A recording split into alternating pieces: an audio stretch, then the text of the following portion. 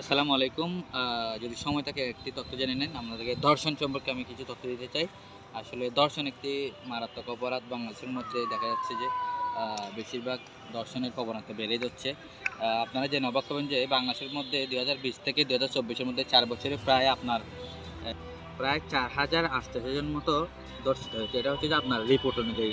এর বাইরেও কতজন দর্শিত হয়েছে তার কোনো হিসাব নেই।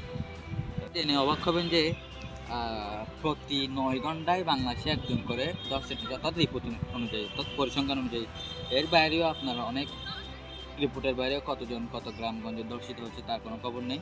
তো আসলে দর্শনের প্রভাবতা বেড়ে যাচ্ছে দিন দিন। এই যে মাদকাসক্তি, আপনার সামাজিক মূল্যবোধ, হ্যাঁ, এগুলোর জন্যই মূলত মানসিক বিকৃতি, এগুলোর জন্যই মূলত দর্শন। আপনার এই দর্শনের প্রতিরোধ করার জন্য আমাদের দেশে কঠোর শাস্তি প্রদান করতে হবে, সামাজিক মূল্যবোধ তৈরি করতে হবে, নৈতিক শিক্ষা প্রদান করতে হবে। এগুলাই মোটামুটি করলেই দর্শনের প্রতিরোধটা একটু কমায়। আশা করি। ধন্যবাদ সবাইকে।